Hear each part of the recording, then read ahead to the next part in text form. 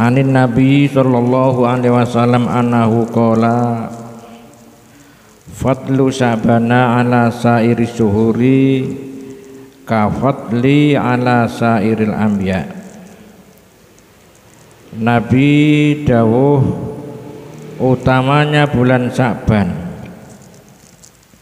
di antara sekian banyak bulan itu seperti utamanya saya Nabi di antara sekian banyak Nabi.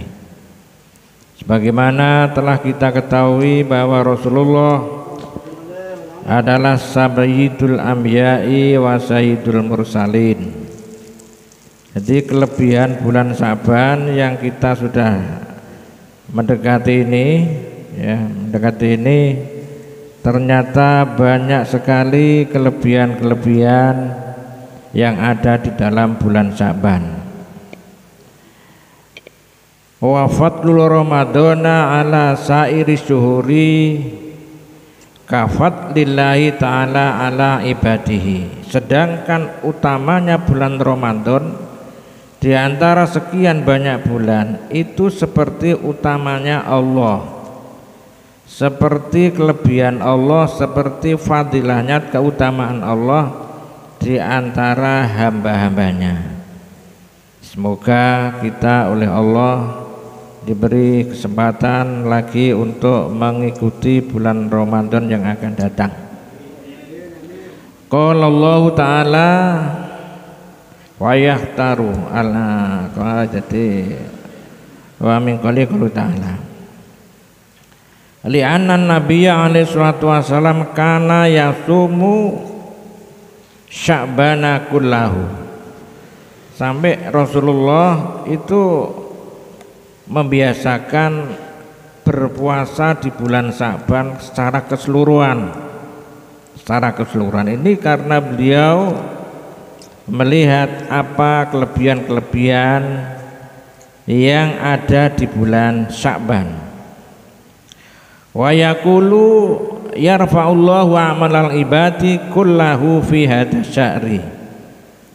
Kemudian beliau bersabda, Allah itu mengangkat amalnya beberapa hamba di dalam bulan Sya'ban ini.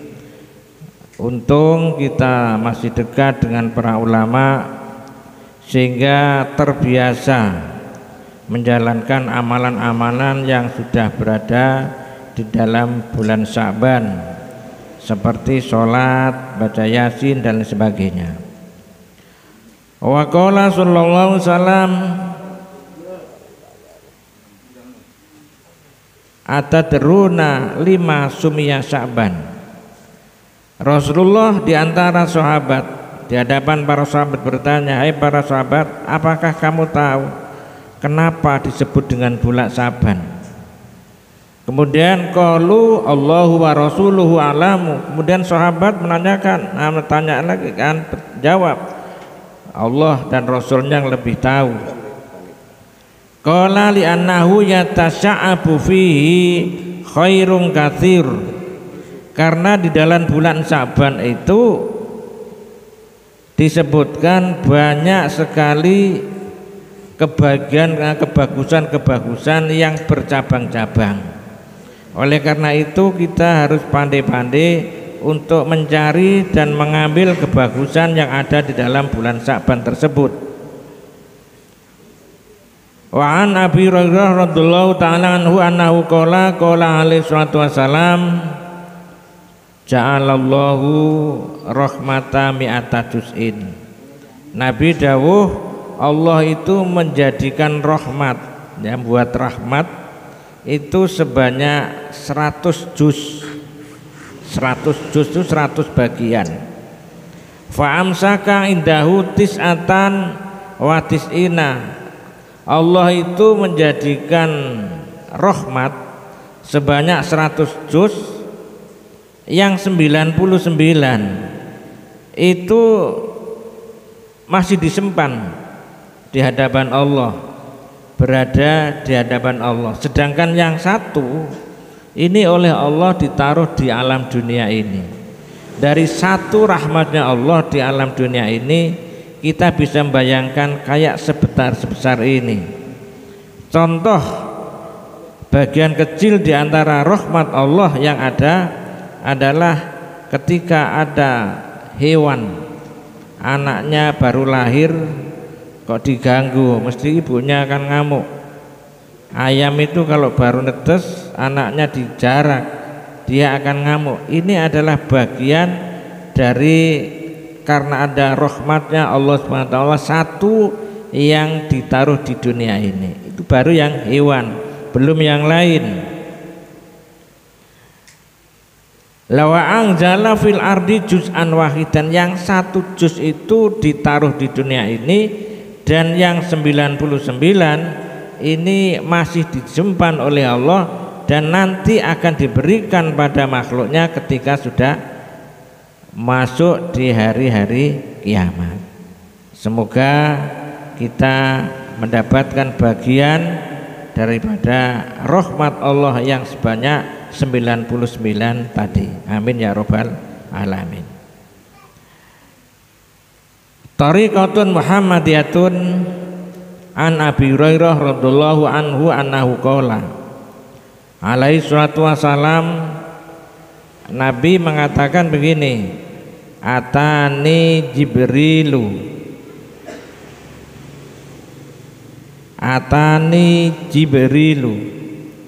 lailatan nisfi min Sya'bana.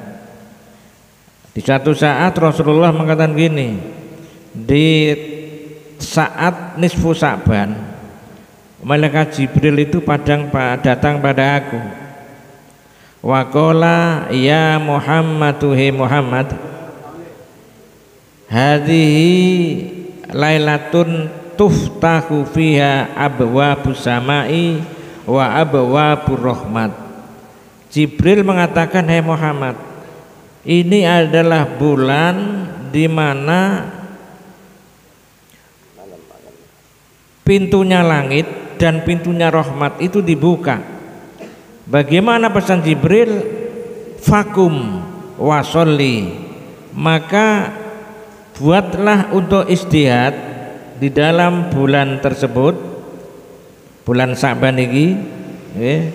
Kita biasakan yang sudah diajarkan, dibiasakan, disuruh oleh para ulama-ulama kita disuruh melakukan sholat, baca yasin, berdoa dan lain sebagainya. Ini adalah merupakan pesan Nabi, pesan malaikat Jibril pada Nabi kita Muhammad sallallahu alaihi wasallam. Fakum wa sholli warfa rosaka wa yadaika ila sama, angkatlah kepalamu, angkatlah tanganmu kepada langit, artinya disuruh berdoa.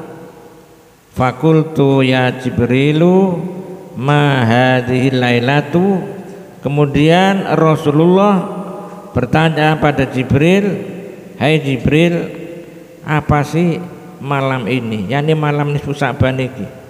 Faqala hadhihi lailatun yuftahu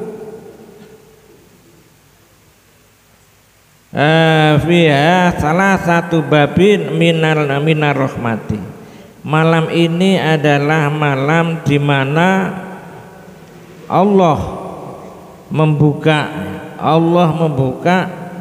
300 pintunya rahmat.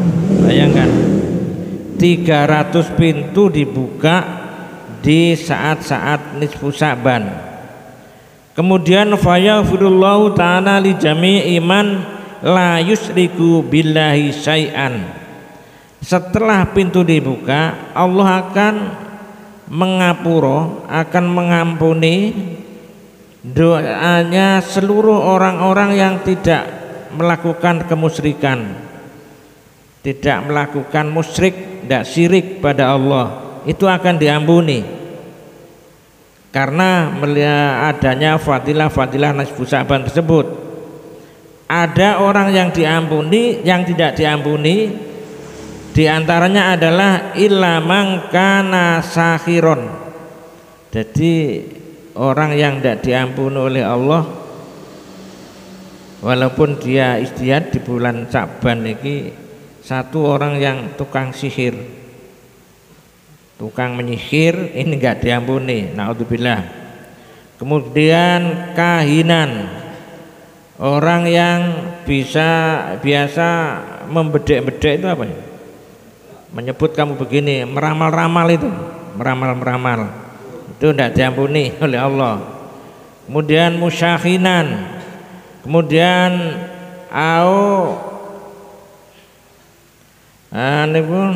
udu khamrin atau mudminu khamrin, utawa orang yang membiasakan minum arak, ini juga enggak diampuni.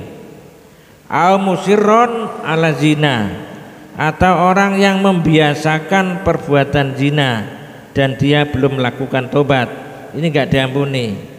Lagi yang ada diampuni au akilar riba, atau orang yang makan harta riba. Harta riba ya rumusannya ya di kitab-kitab fikih itu banyak. Riba itu ya yang tidak baik menurut pandangan syariat. Kemudian yang diampuni lagi adalah au aqal walidaini, atau orang yang berani-berani pada orang tua dua. Orang tua dua itu adalah bagaikan jimat.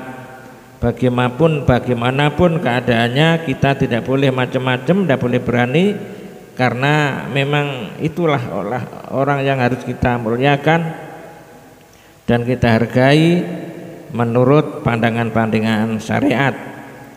Awin namama atau orang yang tukang adu domba, tukang bagaimana biar terjadi permusuhan.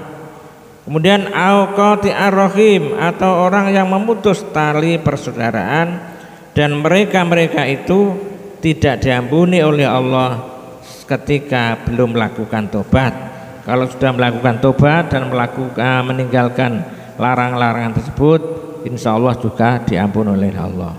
Demikian, semoga memberikan tambah wawasan kita semakin semangat untuk mencari ridho Allah Subhanahu wa taala. Akhirul qalim, assalamualaikum warahmatullahi wabarakatuh.